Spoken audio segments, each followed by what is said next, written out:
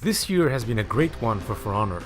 Each season we've had has been packed with events, a new hero and balance changes. During the first season, we commanded the ruthless Black Prior. In the second season, we trembled at the merciless Hitokiri. And the third season, we were shocked by the bold Yomungander. This week, we will get our hands first experience with the newest hero, the Xian Hu. Both the male and female counterparts are shrouded in mystery.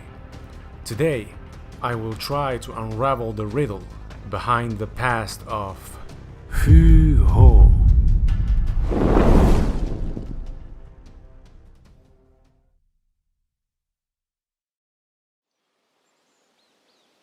Close to the frontier of the Hulan Empire lies a large area of ancient lush woodland known for its harsh winters and sun-kissed springs that bathe the region in streams from the neighboring provinces, thus attracting wildlife and allowing the local peasants to make ends meet.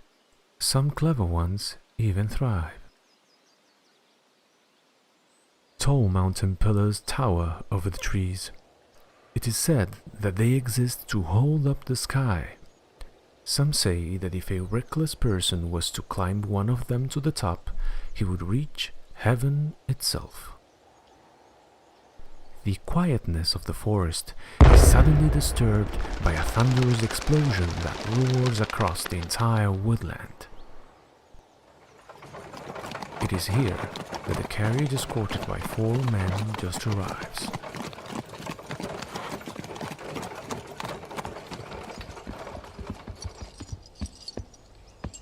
Your Imperial Majesty, the path that leads to the forest has become too narrow.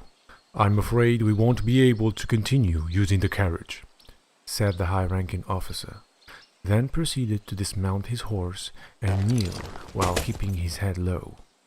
This humble servant apologizes for the inconvenience and offers his own horse so that Her Imperial Majesty may continue her journey. He is well bred, and I believe he will serve Her Imperial Majesty well. A short, uncomfortable silence ensued, and then the Empress replied, "Very well, I shall accept your steed. If it happens to fail me, I shall accept your head instead." "As you wish, Your Imperial Majesty."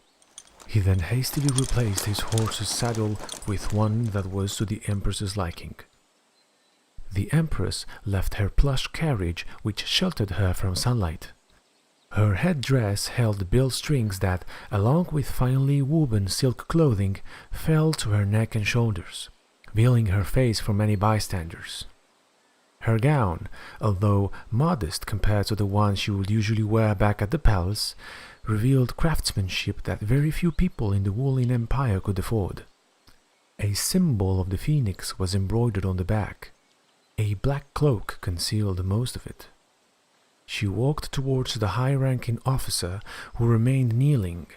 She put her feet on top of his back and shoulders, and with a quick jump, she mounted the horse. The officer ordered one of his men to give him his horse and stay to guard the carriage. Then they proceeded to ride into the forest.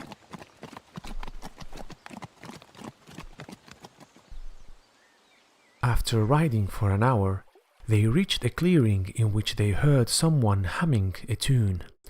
Upon closer inspection, it came from an old man sitting by a river. He was fishing. He had a stocky figure, and he appeared to be well fed. The old man quickly took notice of being watched, and he glared at the party's general direction. He remained silent. The party stood at a certain distance from the old man, with the Empress guarded on both sides by 2 elite horsemen. The high-ranking officer approached the old man without getting down from his horse. "What is the quickest passage to Xiaoshai village?" said the officer in a commanding voice. "It has been a while since we've had any higher-ups around here, you know," said the old man in a jesting voice, without standing up. "You should carefully think your next words, peasant. You might not get another chance." The old man stared at the officer perplexedly, as if he failed to grasp the gravity of his situation. Then his eyes danced nervously around the three horsemen.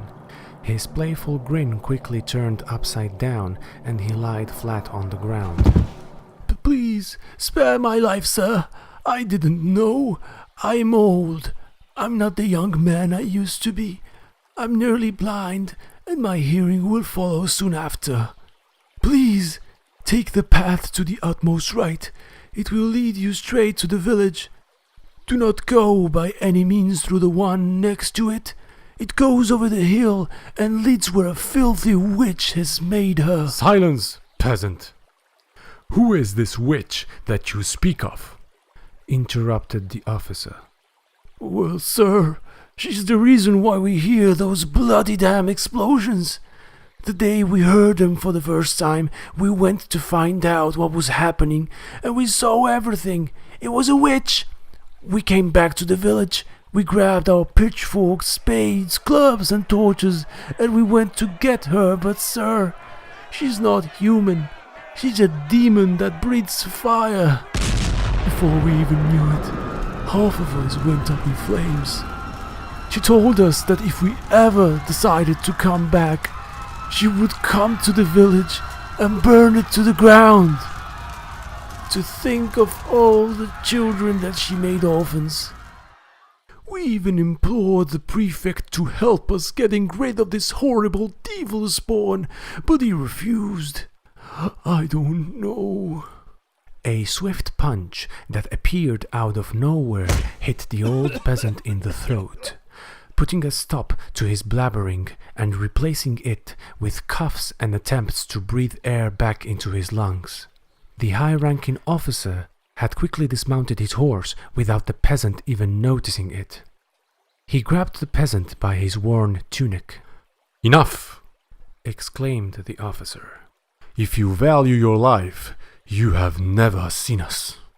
He threw the old man to the side and went back to his horse. He slightly turned his head toward his subordinate and the Empress and made a small hand gesture.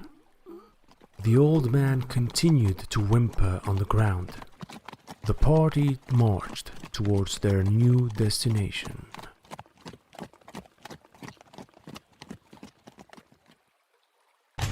I hope you liked this video.